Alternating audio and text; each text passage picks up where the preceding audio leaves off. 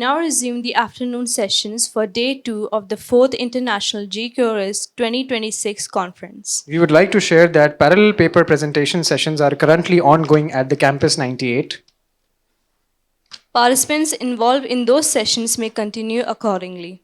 Here in the media studio, we will now proceed with our next panel discussion. As we move forward, We now shift our focus on the evolving landscape of social protection in a technology driven world.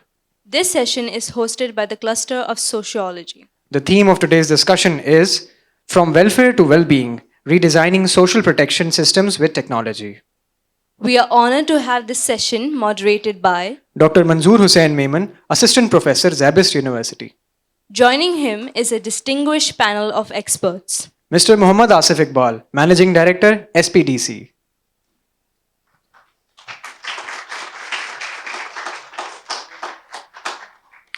Dr. Nazir Mahmood, Dean, Faculty of Liberal Arts, Greenwich University.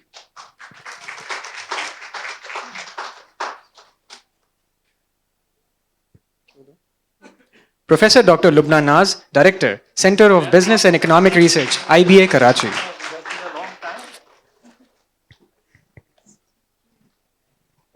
We now invite our respected moderator and panelists to kindly take their places on stage. We look forward to an engaging and insightful discussion.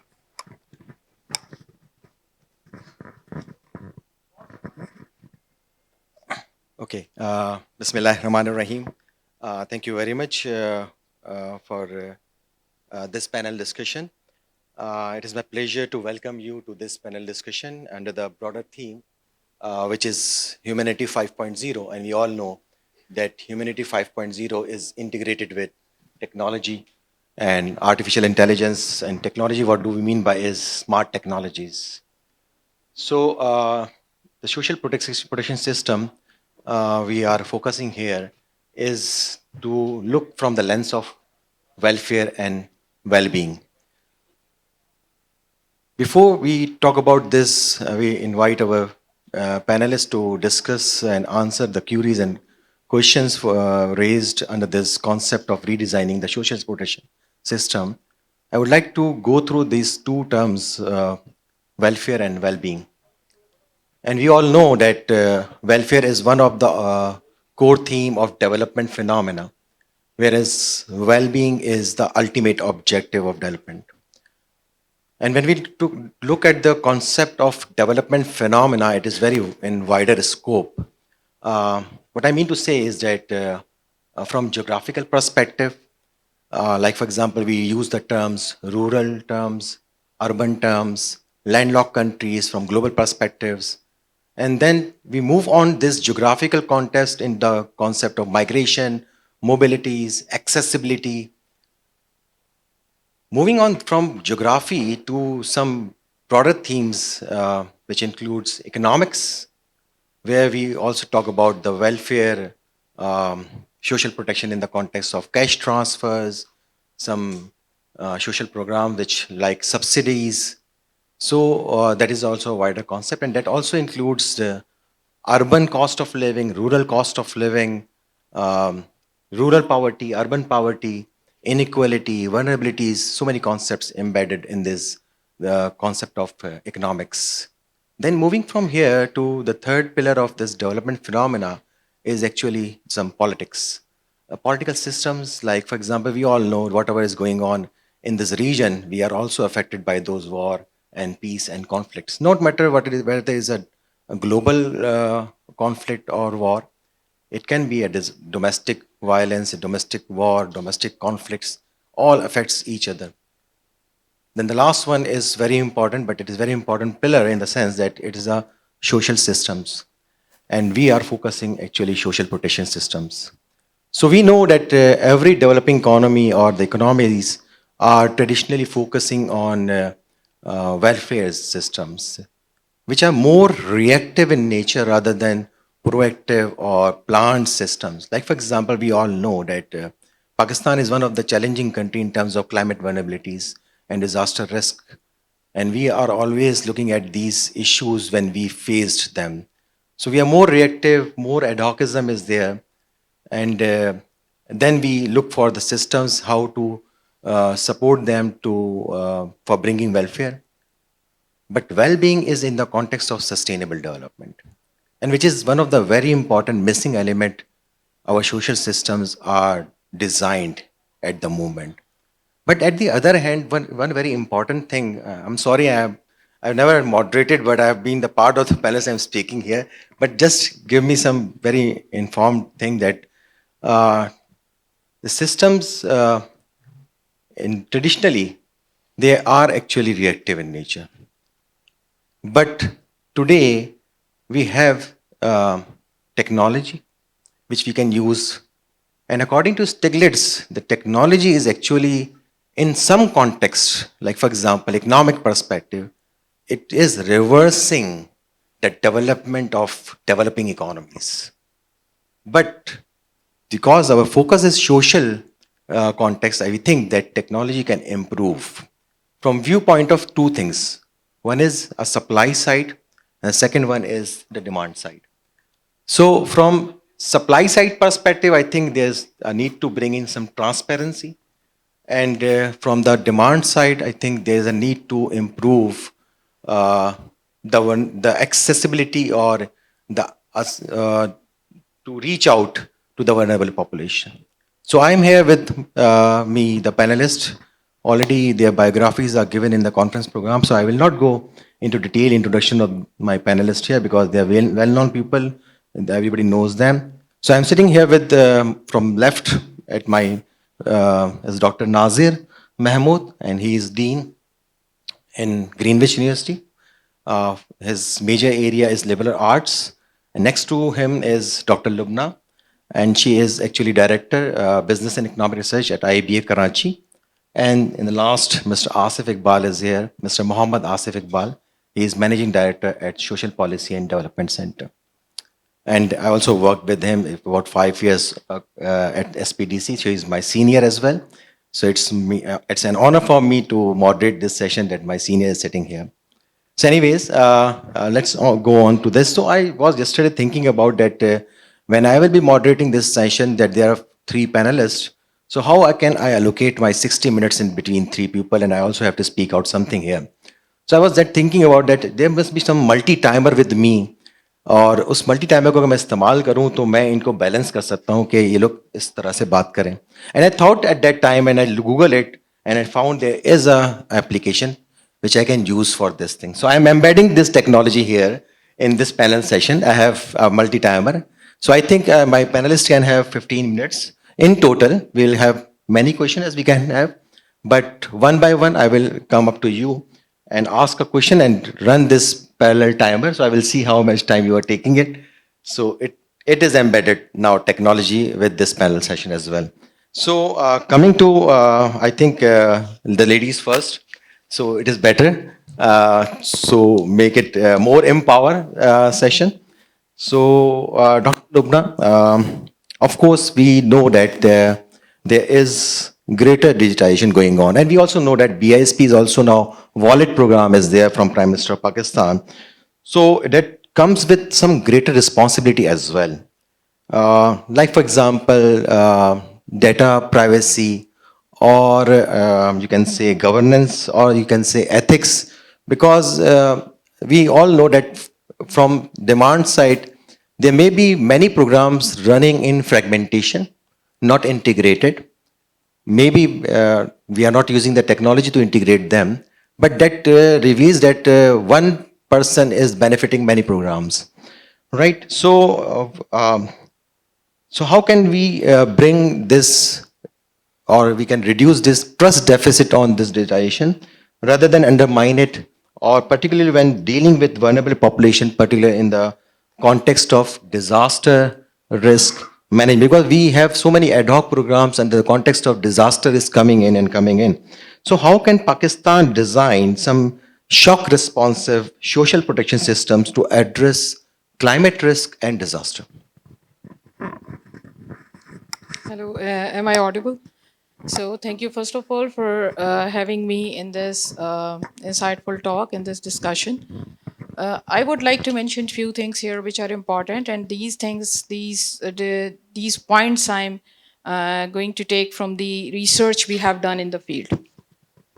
So first of all, I would like to mention that as you talked about that why we are not integrating technology in the social protection system, why our system is not climate risk responsive, and if there is BSP already there, so what are actually problems with the current payments made to beneficiaries? As you know that this program has 35 million beneficiaries in Pakistan.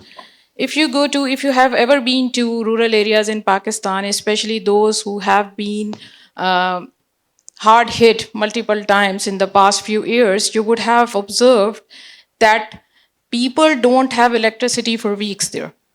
They don't have usually these smartphones. I'm talking about to vulnerable people. I'm referring to the poor people and poor households. They don't have access to transportation. So when it comes to talk about the disaster risk management, it is based on three principles: the reconstruction, rehabilitation, and rescue. So, in integrating technology into rescue, rehabilitation, and reconstruction comes later. The first thing is that do we have physical infrastructure which can support that integration of the technology or not? So, if you have been to, let's suppose, to the Kambar Shadat court, I was there. I got the opportunity to visit the area in 2024. Uh, I feel still sad to tell you that when I was interviewing people, they told me that in the last 2022 flood, they were informed about the flood coming at the it was so instant that they could not get the time to get their disabled people out the home. So it was so difficult for them. So what they did instead, they could not even call to their family members because there was no electricity and the rain was going on for more than a week. So they could not make a call to their family members even. Their mobiles were not working. There were no solar system at all because it was cloudy for the past few weeks. So what they did, they locked the disabled people in the house with the food which we in Sindhi called mani, and they just went away. So with such miserable situations, do you imagine that we can integrate technology? Like can we integrate technology? Basically providing social assistance and making the social assistance process swift, easily accessible, and transparent. And technology provides you this opportunity. But how can you do that? Like, do you have banks access to bank for those households? And even if they do have access to banks, do they know how to approach the agent? And how they are exploited by that agent is nowhere documented. And another thing, it takes a lot of time. Sometimes they are told that the system is down. Please go back to your home, and their home is 10 kilometers, at the distance of the bank. So they are told to come back again the day after, and it takes them again, another rupee to spend to go to that place. So it multiplies their burden in terms of the monetary cost, in terms of the pain and the stress they have to go through it. So one thing is that do we have that infrastructure, the physical infrastructure available there? The availability of the physical infrastructure? Do we have the road connectivity? Do we have the accessibility to banks? Do we have the system in place which can work in crisis situation?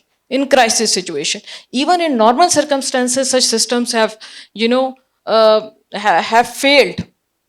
So if in normal circumstances they are not working, how could you expect that if something bad happens, these systems will work? So first of all, we need to be proactive. We need to have an infrastructure which should not fail in crisis time. And then the point is that how we can make this system responsive. How can we make this system adaptive to climate risk? For that, the need is to create the verifiable. I would say the need is to create a system where people can go and get themselves registered. The community help should be there. Like, okay, they can get registered through the mobile phones, but if they don't have the smartphones, then who is going to take them? Who is going to ask them that what pain or what misery and what disaster situation they are living? So in that case, there should be provided some access to centers Like that, the Benazir registration centers have been set up at the Tehsil level.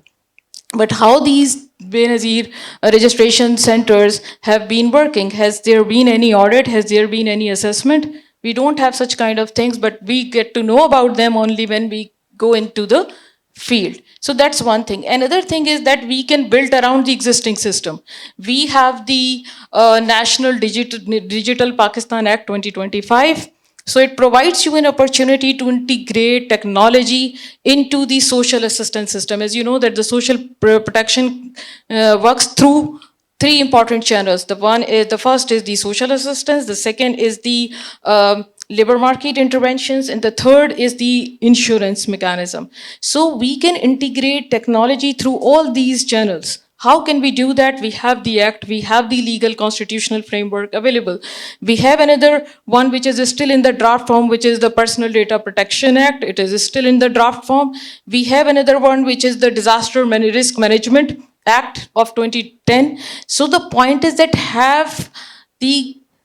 do we have current social protection system being integrated with these existing legal frameworks? We don't have. The point is. And lastly, what I would like to talk about, that yes, it is important to make a social protection system adaptive, responsive, proactive, and it is easier to talk. It is easier to talk than done. Why it is easier to talk than done? Again, the point is because if you look at the districts which have vulnerable populations, I mean the vulnerable populations other than the beneficiaries of the BISP, some people who were not poor, they unfortunately became poor after the disaster. This is what we have noticed. So do we have such top-up systems for them? So what is the need is to provide emergency help to beneficiaries, one side, and also to have some scheme available, readily available to cater to the needs of those who are becoming poor after the disaster. And also there must be horizontal expansion of the vulnerable, horizontal expansion, I would say, of the social protection coverage across households. So that kind of schemes, these kinds of reforms we find missing in the policy framework. Thank you. Yeah, rightly said. Just one more thing, Dr. Lubna, because I want to have this in continuity, otherwise I will come back to you again, but I think I should ask it in continuity. As you talked about that, we know that development is a diverse phenomena, or it's a multidimensional and so much diversified. Everything is cross-cutting with each other. So as you talked about that, we need to have some physical infrastructure, transportation, electricity. Of course, you need to access the technology by these means. But I just want to know that if we see the woman from the woman perspective, because we know that there are some other issues with the woman for accessing these technologies. Like, for example, we need to be educated as well for using the smartphones. So how do you see whether it is a normal situation or it is a disaster situation? In both, whether this is including the woman in the social protection or excluding those women from the social, either it is empowering the woman or not empowering? I think it's not something which we can decide like a binary kind of thing, that whether women are empowered through social protection or they are not.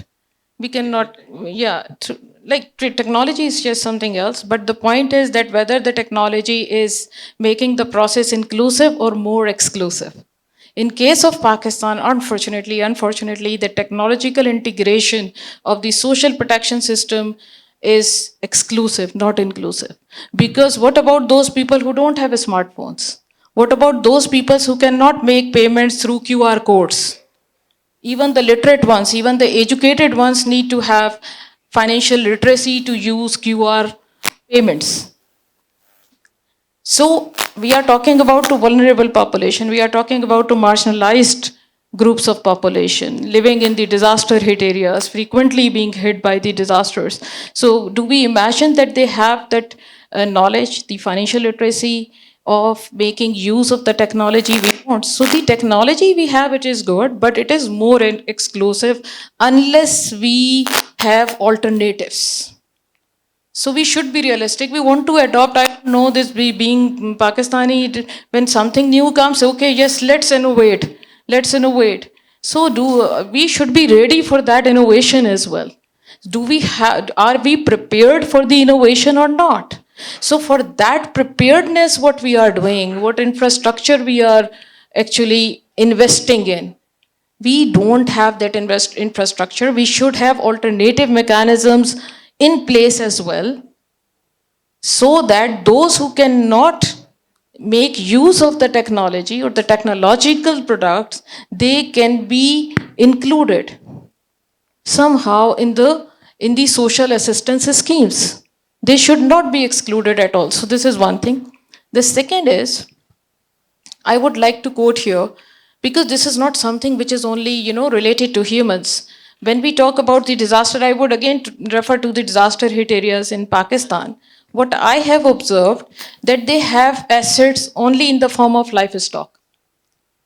And you know that the NSER, it also includes livestock while making this NCER in Pakistan, developing that NCER. So they have the livestock. So what happened when I visited these areas, I was told that those even who had 100 goats, or those who had 100 cows, or maybe 1,000 cows, after the flood, they were left with only few. And even they did not know that where these cows and the goats were and sheep were placed. They did not have the shelter. So what they did, they just took the goat or the cow with them to the shelter where they were living. And when I talked to the agricultural extension officer, he told me, Kambar Court, that there were 5 lakhs animals and there was a vaccination available for only 5,000. So if you see what would have been the consequence of that shortage of the vaccination. But the point here is that how we can use technology to secure that asset. If you look at there is a very famous program which India is running. This is called the Bharat Pashu Dhan program, which is the livestock, the national national digital livestock program of India. Please go through it.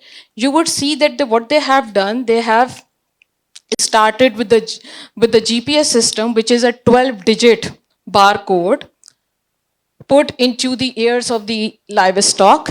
So this digital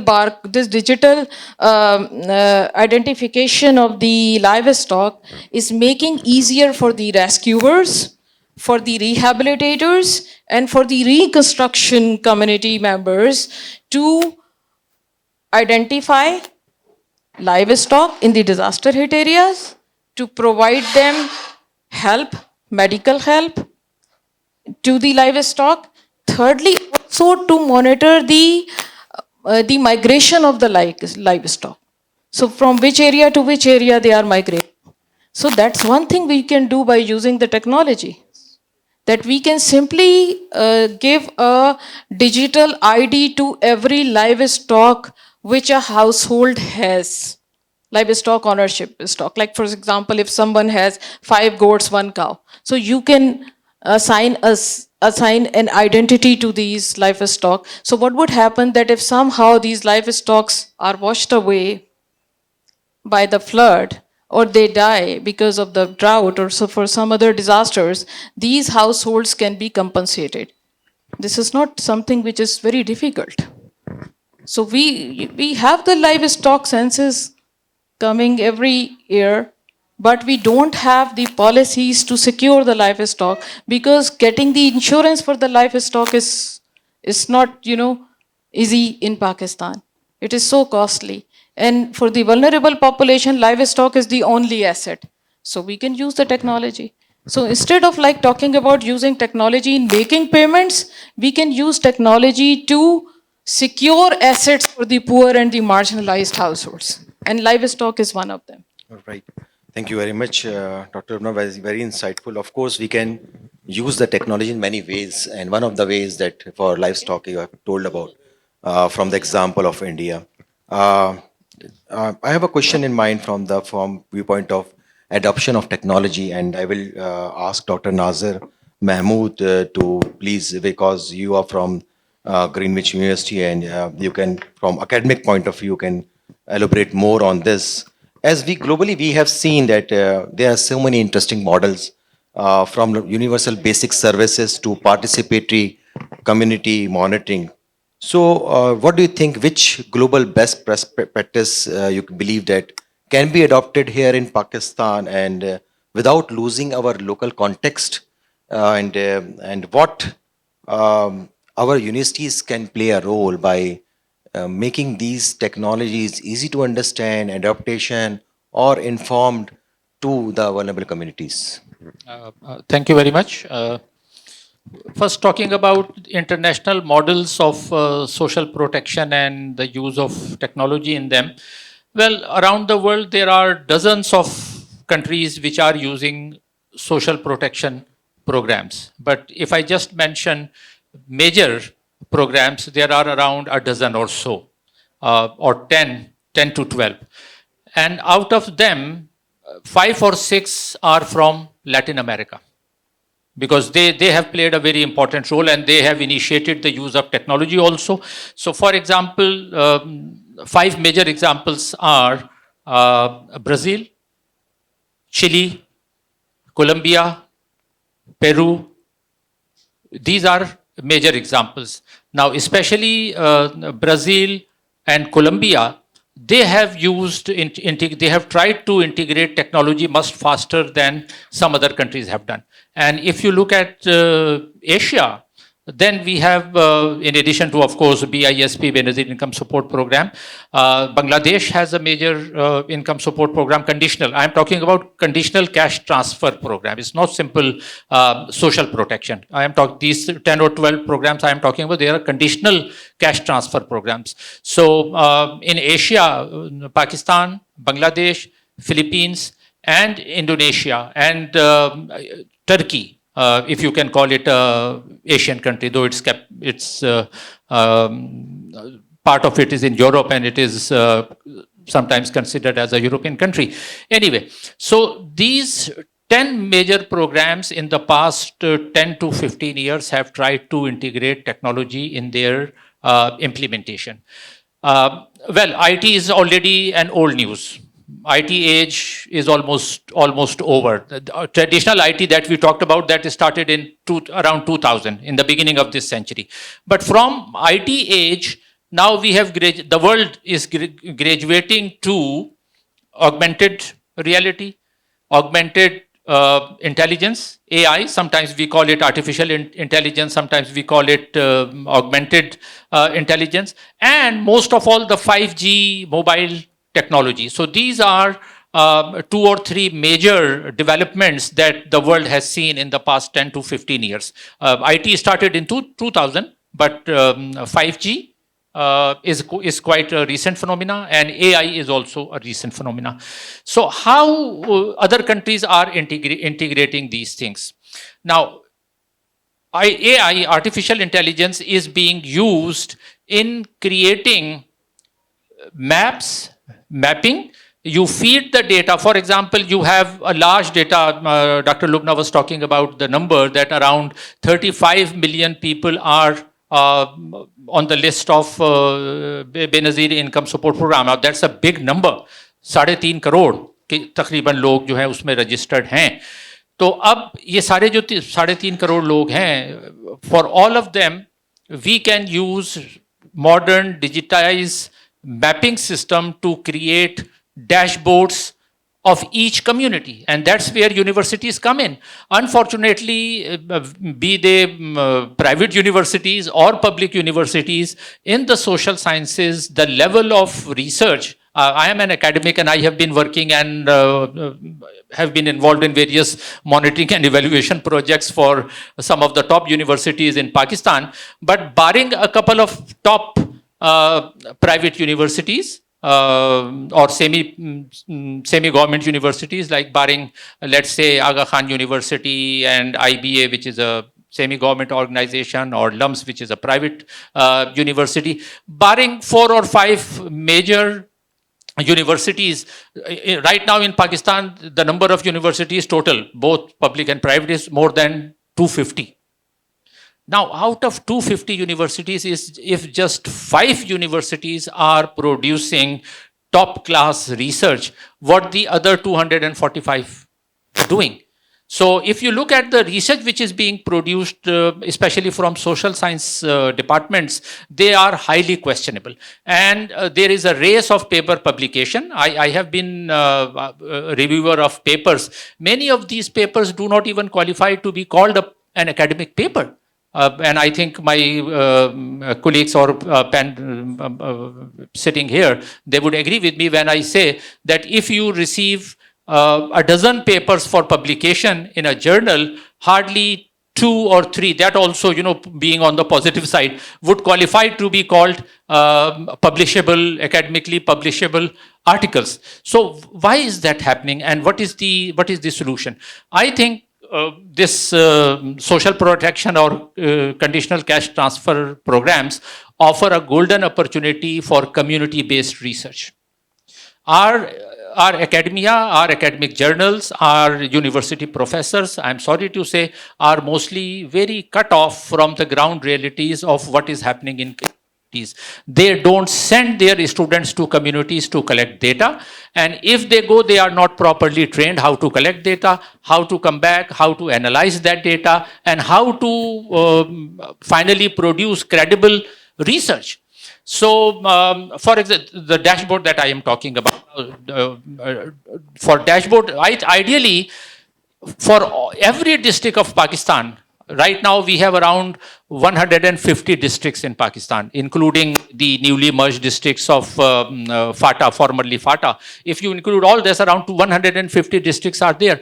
Ideally, there should be at least 150 dashboards that should include the fundamental social welfare and social protection data and development indicators of each district. So what indicators I am talking about? What is the condition of health? First of all, health, education, water, sanitation, power. She was talking about that, there are areas in Pakistan where there is no electricity even now. There is a large chunk. So when we talk about technology integration, we should also keep in mind that if there are areas where there is no power, I mean, in Karachi, there are areas where 10 to 12 hours of load shedding is going on. So in that situation, it becomes very difficult to integrate and talk about new technology. So universities do have a role to play, but departments of, let's say, sociology, department of economics, and other departments related to social sciences, they should have properly qualified researchers who are trained in data collection and data analysis, and who produce reliable research, and that research about each district should feed into the Benazir Income Support Program database. Unless we are able to do that, I think talking about technology will be a baseless talk. We have seen, because again, technology also has its own agenda. For example, EdTech, educational technology. There is a lot of talk about educational technology, educational technology. Now, recently we have installed in our university interactive boards. Interactive boards. I am a fan of traditional whiteboard. Now, if you have a PowerPoint slide, now I have noticed that I have talked to students, and many students say that most of the teachers and professors at universities now, they have pre-prepared slides, mostly thanks to AI, and they come to the class and one slide and after another, and they keep moving from one slide to another slide. Now, why do I say that? Probably this is not the right way of teaching, because sometimes traditional way helps. My style of teaching is that there is a board and my lesson evolves. Ideally, for a good teacher, the lesson should evolve with direct discussion with students. So if that is not happening, but the point that I am making is we should not feel very euphoric about any technology that comes, and we should not consider each new bit of technology as a solution to our problems. So there should always be a caveat. कहते हैं ना, मुश्तरी होशियार बाश. کہ آپ جو بھی چیز خرید رہے ہیں, جو ٹیکنالوجی لا رہے ہیں, اس کے بارے میں آپ غور سے دیکھیں کہ یہ کس کے پرپس کو سرو کر رہی ہے, کیا وہ ٹیکنالوجی ہماری سوسائٹی کے ساتھ میچ کرتی ہے یا نہیں کرتی, یا یہ صرف جو ہے وہ ٹیکنالوجی کو بیچنے کا ایک ذریعہ ہے جس کا کوئی شاید اتنا زیادہ امپیکٹ اسٹوڈنٹس پہ نہیں پڑ رہا. سو یہ ساری چیزیں ہمیں دیکھنی ہیں. اور جو سوشل پروٹیکشن کے پروگرام ہیں, کنڈیشنل کیش ٹرانسفر کا پروگرام ہے, اب یہ سوال پوچھا جانا چاہیے. I think we should ask this question کہ in Pakistan BISP has been running for almost 2 decades. 2008 میں شروع ہوا تھا, اب یہ 18 سال سے چل رہا ہے. 18 سال میں چل رہا ہے. Ideally each university should produce data about each district of Pakistan telling us کہ 18 سال میں اس ڈسٹرکٹ میں جو BISP کے پیسے گئے ہیں اس سے لوگ جو ہے وہ ایکسٹریم پاورٹی سے have they graduated from extreme poverty to simple poverty. اگر آدھے لوگ ہمارے یہاں غریب ہیں تو 25% تو ایکسٹریم پاورٹی میں ہیں, اور ایکسٹریم پاورٹی کا مطلب ہے کہ they don't know where their next meal will come from. Extreme poverty کا یہ مطلب ہے کہ ہمارے یہاں تقریباً 1/4 لوگوں کو, 4 میں سے 1 فیملی کو یہ نہیں پتا کہ ان کا اگلا کھانا کہاں سے آئے گا. یہ تو ہمارے ملک کی صورتحال ہے بھائی. تو یہ ساری چیزیں ہمیں ذہن میں رکھنی چاہیے. ٹیکنالوجی از گڈ, لیکن انلیس ہمارے پاس پراپر ریسرچ نہ ہو جس میں یونیورسٹیز اپنا رول پلے کریں, ہر ڈسٹرکٹ کا ڈیٹا نکالیں, اور that should be revised every year. ہر سال ایک نیا ڈیش بورڈ تیار ہونا چاہیے ہر ڈسٹرکٹ کا پاکستان میں, جو کہ نہیں ہو رہا. اور جو بیرونی جو فنڈنگ سے جو چیزیں تیار کی جاتی ہیں وہ بھی ہم نے دیکھی. میں نے اداروں کے ساتھ کام کیا, آصف اقبال صاحب بھی یہاں بیٹھے ہیں, یہ بھی ٹیسٹیفائی کریں گے اس چیز کو کہ جو ڈیٹا بھی جو فونر ڈونر فنڈنگ کے ساتھ جو چیزیں تیار کی جاتی ہیں وہ بھی بڑی مس لیڈنگ ہو سکتی ہیں. مثال کے طور پہ HEC کے بارے میں بڑی رپورٹیں ورلڈ بینک نے نکالی ہیں, سب نے واہ واہ بہت بہت تالیاں بجائیں گے, جی good news for Pakistan, higher education کو کہاں سے کہاں پہنچا دیا گیا ہے. 25 سال ہو گئے ہائر ایجوکیشن کمیشن کو بن کے, ہم جانتے ہیں کہ ہماری ہائر ایجوکیشن کہاں کھڑی ہوئی ہے. Thank you. Thank you very much doctor ناظر. بہت انلائٹمنٹ تھی اس میں. ایک تو یہ کہ I think there is a need to bring in critical thinking in the education, and that critical thinking will lead to many aspects, means to evaluate the systems, to bring the data into the systems, so that redesigning should be embedded with technology but also with the ground realities.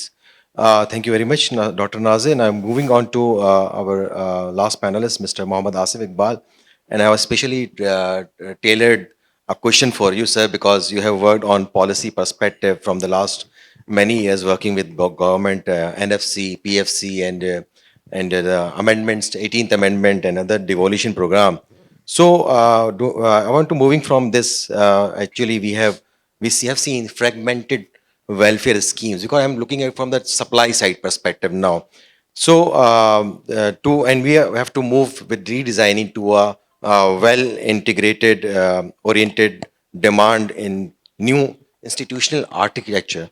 So in your view, what are the 2 or 3 critical governance or institutional reforms Pakistan needs now, and how can technology be used not just as a delivery tool but as a driver of bureaucratic accountability and coordination?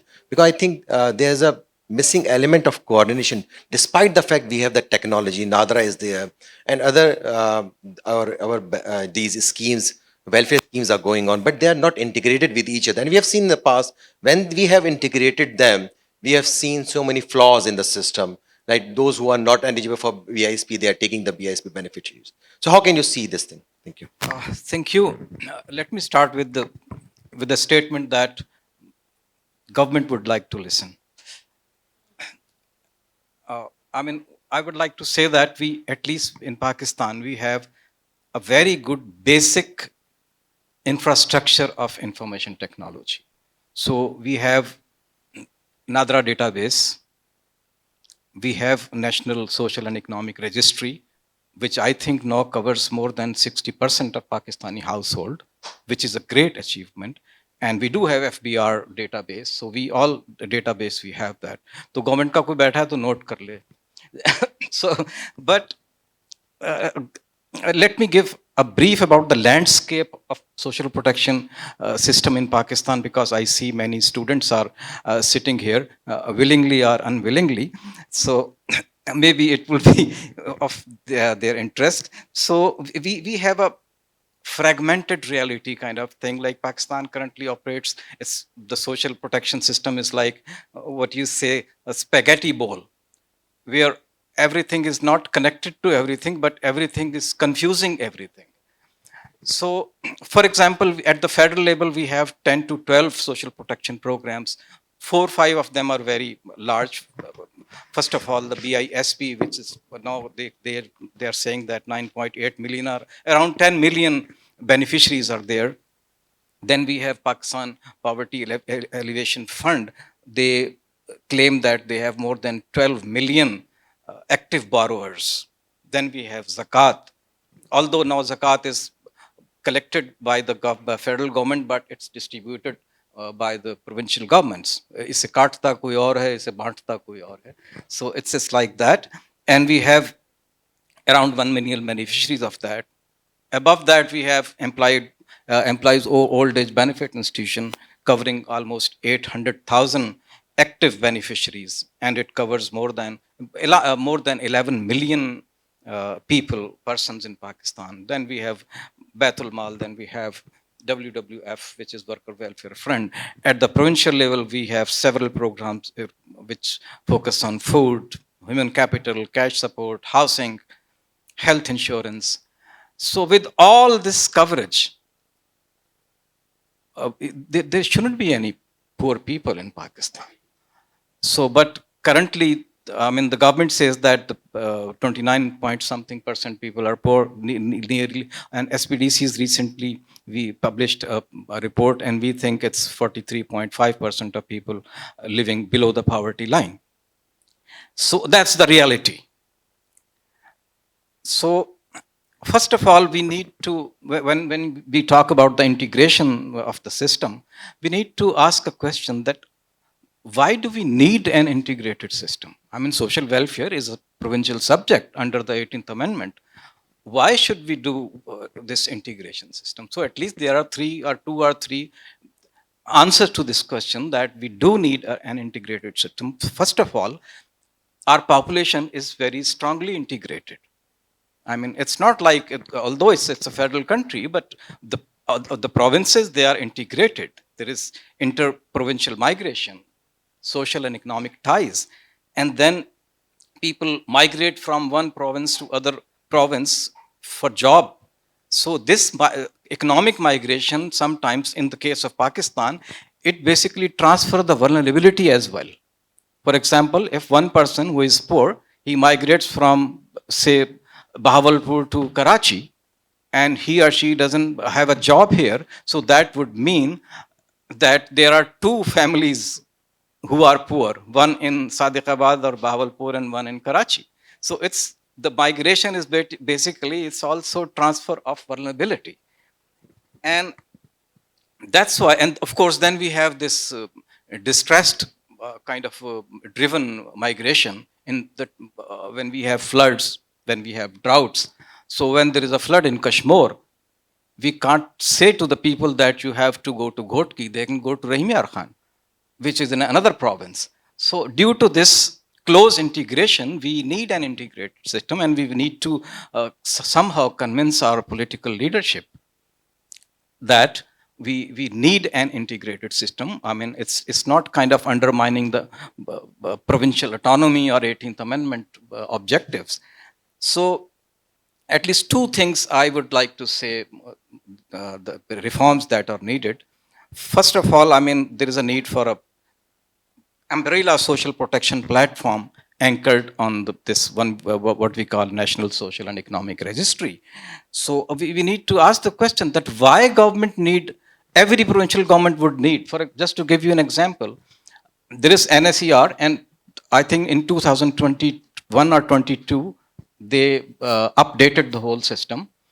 And the next year, how it works, for example, if government of Sindh wants to do some social protection scheme, so they would take the data from NSER, similarly government of Punjab. But in 2022, it was updated, and the next year, government of Punjab decided to go for its own socio-economic registry.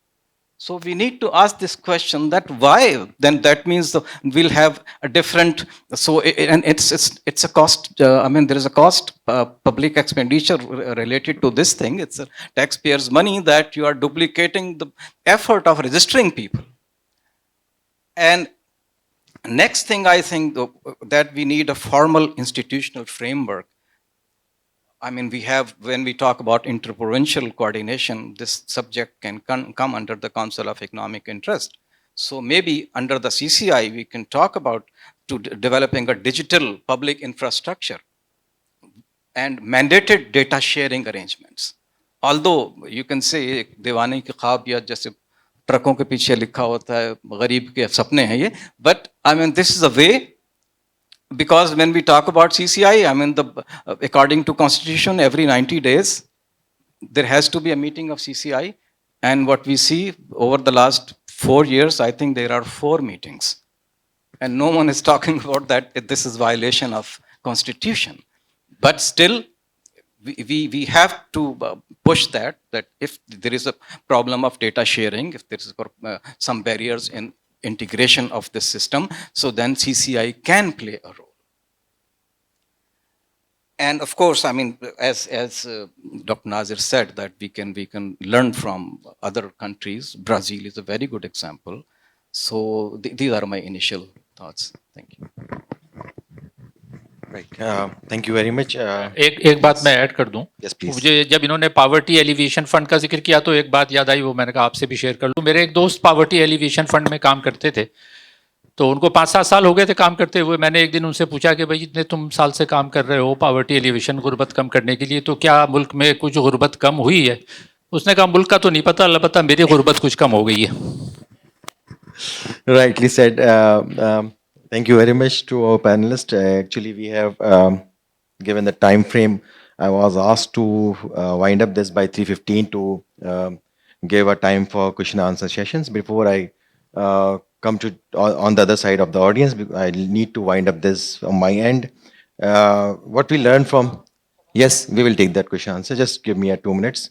What we have learned today is that social protection is not only about providing somewhat temporary relief. It is about building systems that promote long-term well-being, resilience, and the inclusion. So we have heard that technology can, of course, play an important role in improving targeting or bringing transparency or improving the service delivery. But it is equally important to ensure that these systems remain inclusive and accessible to all. That is the main point which Dr. Lubna raised out, especially women, rural populations, and those who are in the disaster-prone areas.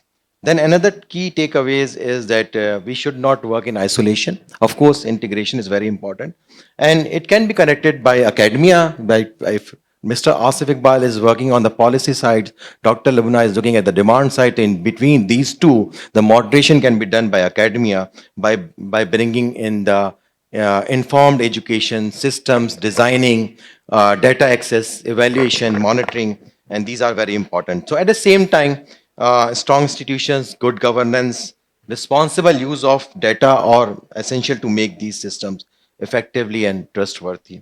So in simple terms, I can wind up this panel discussion.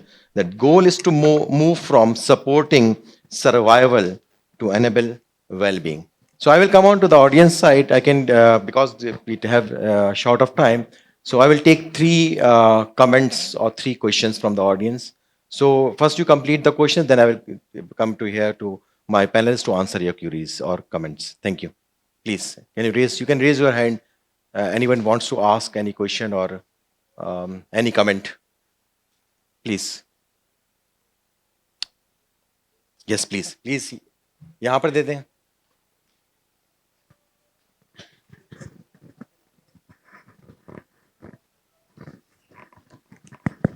Assalamu alaikum. Thank you so much for the esteemed panelists to help us understand what social protection systems look like in Pakistan in relation to technology. Where it's the welfare and well-being of people. We know that cash transfers and supporting the social system is very important, no doubt. Well-being is also connected to crime. And world over, we know that integrated systems exist where criminals are also, tracked and traced, and their registries, their names are actually on public lists. We do not have a system like that. Maybe we do, and the larger public doesn't know about it. Does the government look at it from that angle? Is any work being done from that angle at all? Because this will then help us help all the social protection areas be stronger. It will help, let's say, the non-profit sector, where you are looking at schools, the schooling systems will then be protected, and all of that. So there are many layers of something, a system like that. Can we have any other comment or question? Then we'll come to the panelists to answer all together. Yes, please.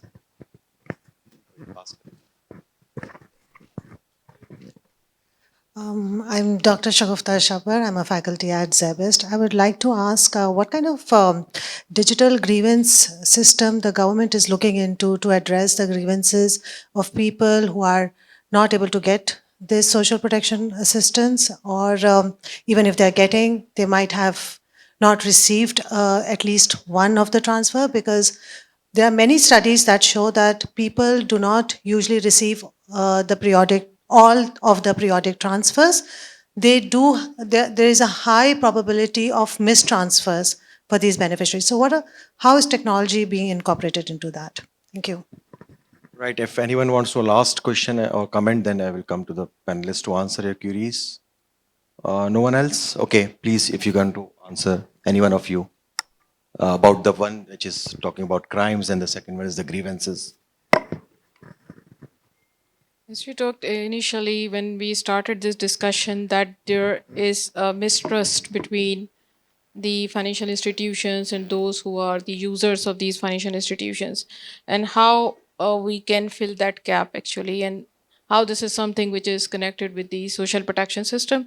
So as you mentioned about the crimes, so what happens when the data is leaked through the banks, so through the agents to other people, so that data is misused, this data is exploited by the criminal minded people, and this happens. But leave this aside, what happens, because these scams have become so common. Even we people get scam calls, scam messages. So what to say about those who are living in the rural areas? They don't have that digital literacy, they don't have financial literacy, and they just think about the quick gains. They don't have that foresightedness. So when they get such messages, they easily get lured, and that happens. But this is something which can be controlled through the data governance system. So unfortunately in Pakistan we don't have that data governance system. Still we have the personal data protection in the draft form. It has not been passed by the assembly yet. So although we are in the process, these things are evolving with time, and hopefully we will have some time in future that data governance system in place. But one thing which I would like to mention here, agar if you have been ever to the disaster hit areas, to jab hum baat karte hain na disaster risk management की, तो there are 3 R's मैंने बात की, rescue की, rehabilitation की, reconstruction की. आप कभी देखें कि वहाँ पे सबसे पहले कौन पहुँचता है? कोई बताएगा मुझे कि जब कहीं पे फ्लड आता है, ड्राउट होता है, कोई बहुत सीरियस कोई अर्थक्वेक आता है, सबसे पहले कौन पहुँचता है? जी, लोकल तो वहाँ बैठे हुए हैं ना, कम्युनिटी तो उधर की, वो तो उन लोगों को देख रहे हैं जो थोड़े बहुत हैं, लेकिन वहाँ पहुँचता सबसे पहले रेस्क्यू के लोग पहुँचेंगे ना. रेस्क्यू में कौन सबसे पहले पहुँचता है? जो हमारी रिलीजियस ऑर्गेनाइजेशंस हैं, और उसमें बहुत सारी जो बैंड ऑर्गेनाइजेशंस हैं, बहुत सारी जो कि नए नाम से पहुँचती हैं, ऐसे ही है. और वो क्या करती हैं वहाँ से? उनके पास कोई टेक्नोलॉजी नहीं होती, वो वहाँ से सिर्फ रजिस्ट्रेशन करती हैं लोगों की, CNIC से उनकी, और उनको कैश पेमेंट्स देती हैं. वहाँ पे कैश चलता है, और जब कैश पेमेंट्स उनको दी जाती हैं और वो उनका सबसे हार्डेस्ट टाइम होता है, तो उसके बाद उनकी इनरोलमेंट हो जाती है उन प्रोग्राम्स के अंदर. ये मुझे खुद वहाँ के लोगों ने बताया. I have been to fields, I have met so many people and households there in the fields. तो वहाँ पर वो लोग एक्सप्लॉइट हो रहे हैं on the name of social assistance, और ये सोशल असिस्टेंस उनको इनफॉर्मल सेक्टर से आ रही है. तो हमारे यहाँ ना जब हम बात करते हैं सोशल प्रोटेक्शन की, तो जहन में सिर्फ गवर्नमेंट रह जाती है. हमारे जहन में बिस्प, क्रिस्प, मेला, इस तरह की जो वो है ना, वो टर्मिनोलॉजीज घूमना शुरू कर देती हैं کہ یہی پروگرام ہے جو کہ ہیں اس وقت ان پلیس. بہت سارا ہمارا سوشل پروٹیکشن سسٹم گورنمنٹ سے باہر بھی ایگزسٹ کرتا ہے, جس میں چیریٹیبل آرگنائزیشنز ہیں, بینڈ ریلیجیس آرگنائزیشنز ہیں, جس میں ہمارے یہاں پہ فلینتھراپسٹ ہیں, وہ بھی تو اس کے اندر اپنا رول پلے کر رہے ہیں. تو وہاں پر وہ کس طرح ٹیکنالوجی کو یوز کریں to get youth enrolled in such areas. When I went to Dadu and Khotki, there was a youth and he told me that how he was lured into jihadism through some bad organization. And it was all digital network and he was the only graduate in that area. تو یہ social protection system لوگوں کو جو social assistance ہے اس کے through لوگوں کو آپ کہہ سکتے ہو کہ ان کا مائنڈ سیٹ بھی برین واش کیا جا رہا ہے, and this is where the technology is being used. تو وہاں پر گورنمنٹ کی جو ہے وہ سرویلینس کہاں ہے.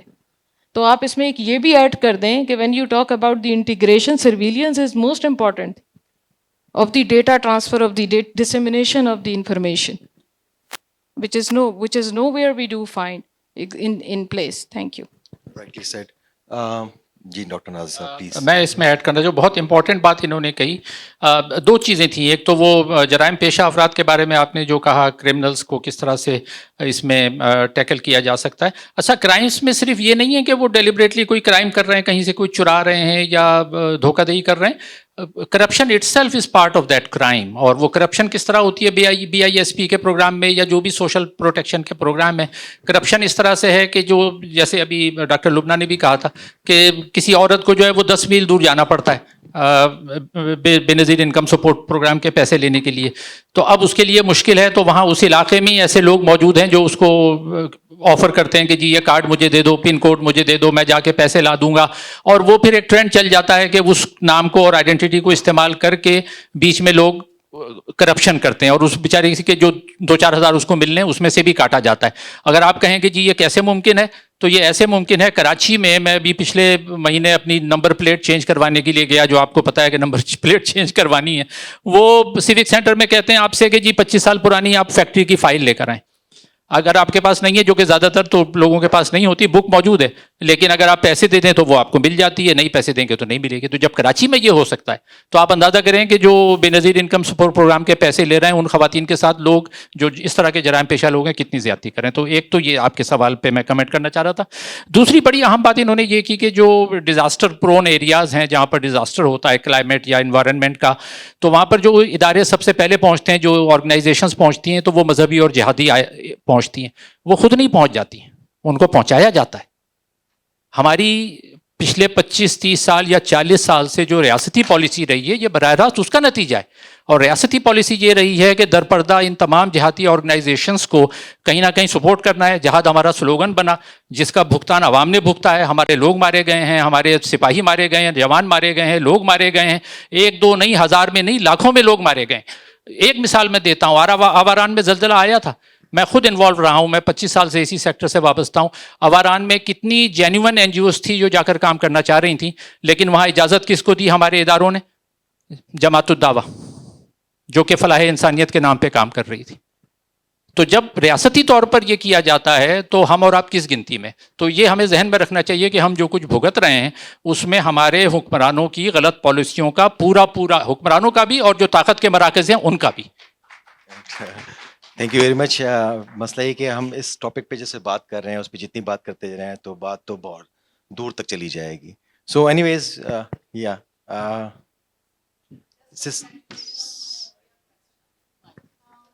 I think we can have a discussion beyond this session. They are available. Okay. Which was being committed due to the misuse of the cards. That's why the government has introduced a biometric verification system, which has been in place quite successfully for almost a decade now. And the biometric verification system has significantly reduced this impact of crime. Yes. Thank you very much for adding this thing. So they are available after this session as well. You can have further discussion with them. So I want to have you all to have this big round of applause for them, because of course we have learned something from them. Thank you very much. Yes.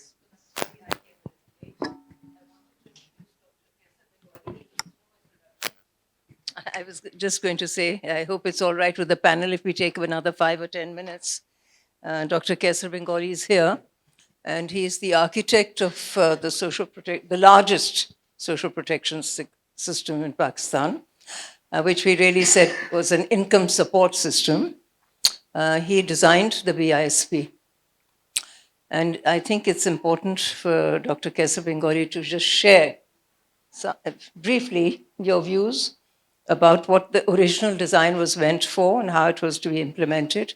And now, so many years later, and would be my question to him, if you had to look at it today and perhaps not redesign it totally or change some aspects of it, how would you do that? I would request you to get up stage पे आ जाए. 2 minutes, please. You have a mic over there? Sir, I have.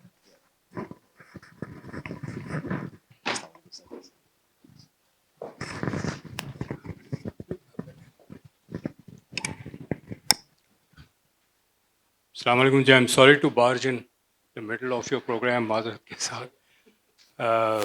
The first thing about BISP, as Ms. Shahnaz also pointed out, it's called income support. It is never designed to be a poverty reduction program.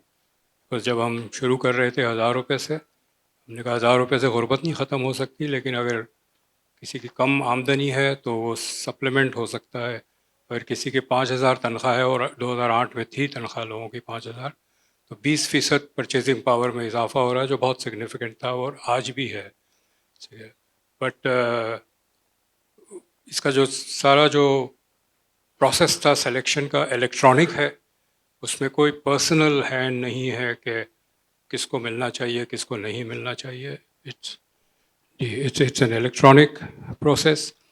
और fund की disbursement भी पूरी electronic है. शुरू में हम post office तक पैसे पहुंचाते थे electronically, and then the postman would hand go house to deliver. There were some problems there, leakage उधर थी.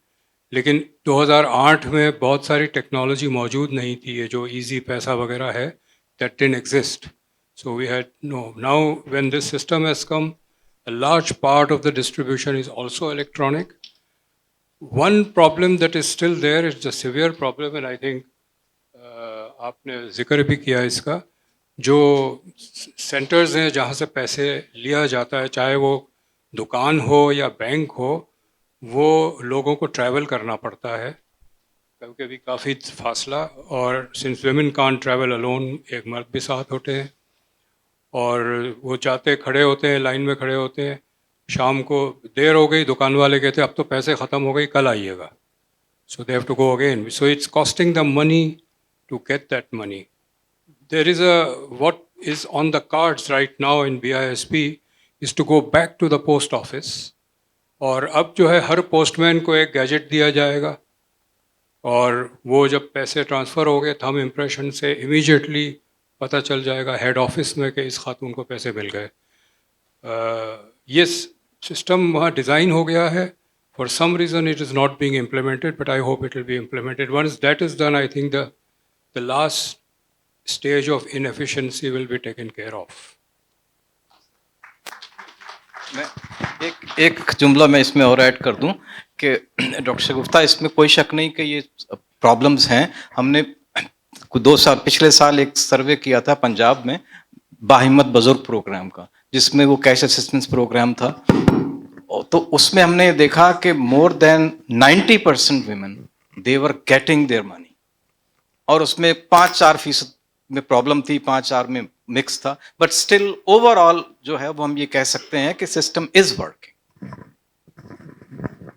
I have 1 or 2 comments to make, and maybe a question for the panel. You know, the Venezuelan Income Support Program was not a poverty reduction program. We said that clearly at the outset when Dr. Kesar started working on it, and I was part of his team at that time. When you look at the poverty figures in Pakistan today, they are higher than they were a couple of years ago. So my question is that in an income support program, what has it really achieved? I know a few things it has achieved. And as we look into the future, I'd like to ask, is this the way to go and to continue? Because billions and billions of rupees are spent every year. It gave women an identity. That was a very positive outcome. These were women who did not even have CNIC cards. शनाख्ती cards इनके पास नहीं थे.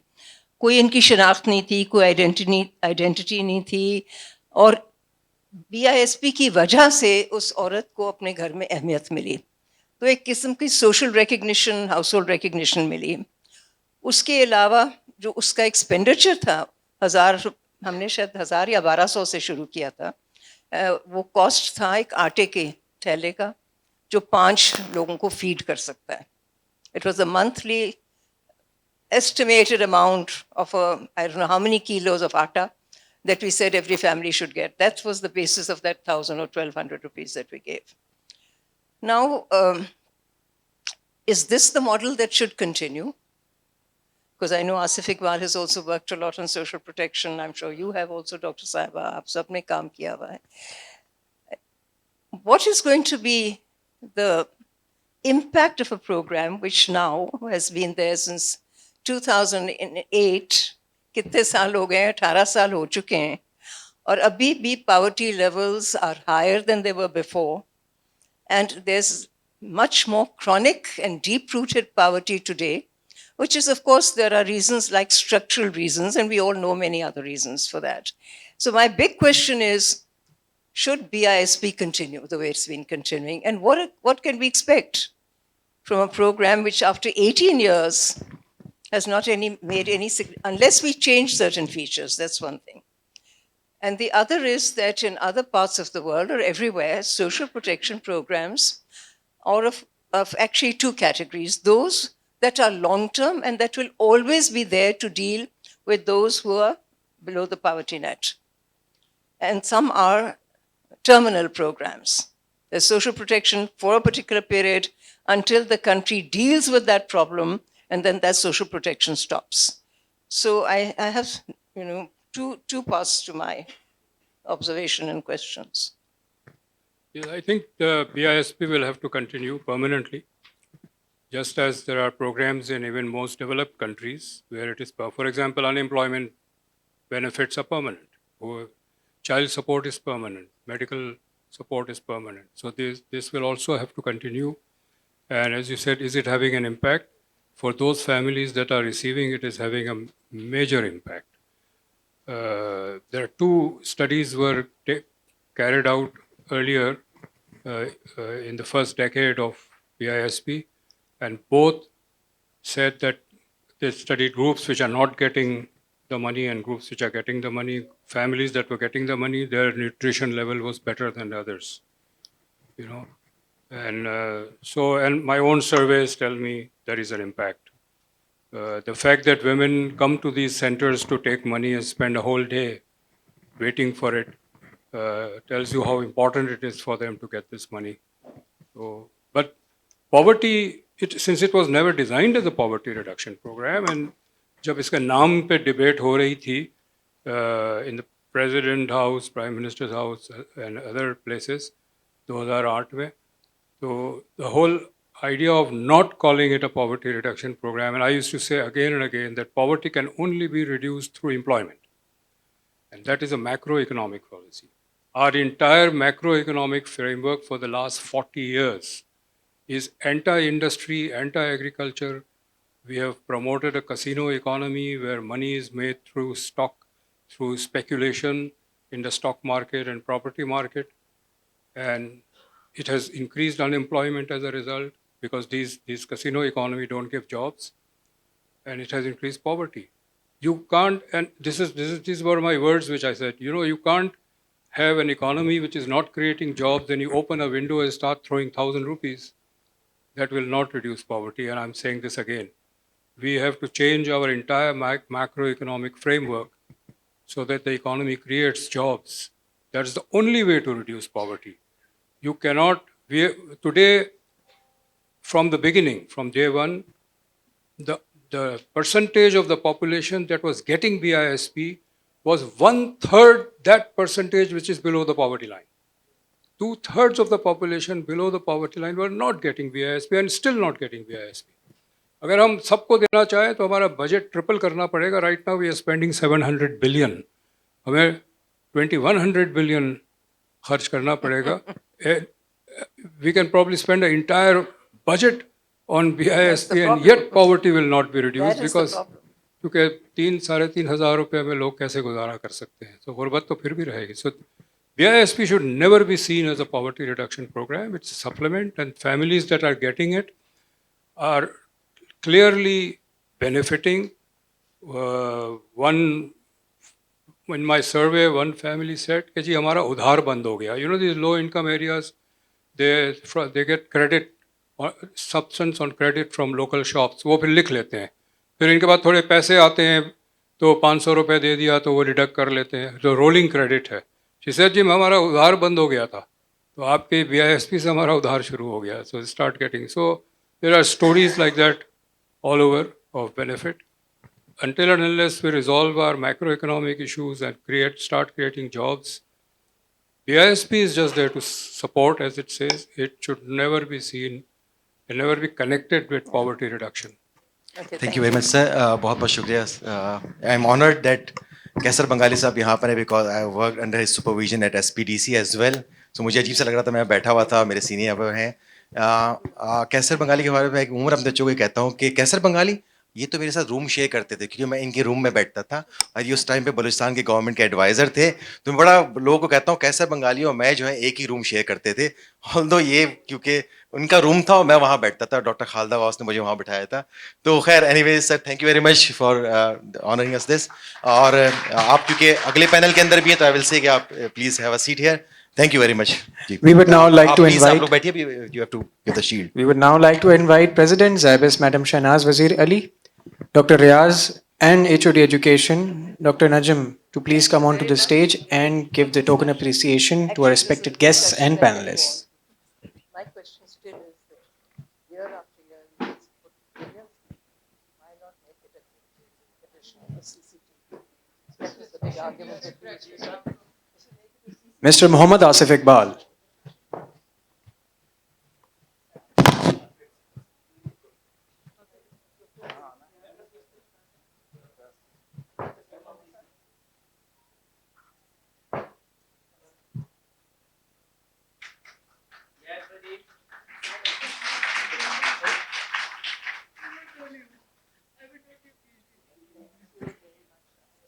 Dr. Nazir Mahmood. Dr. Nazir Mahmood.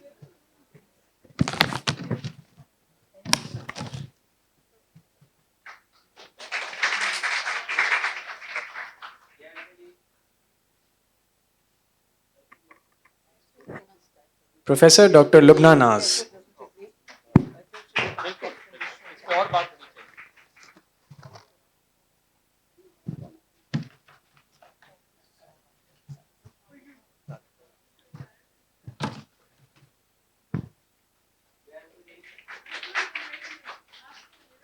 Now we will have a group photo on the stage.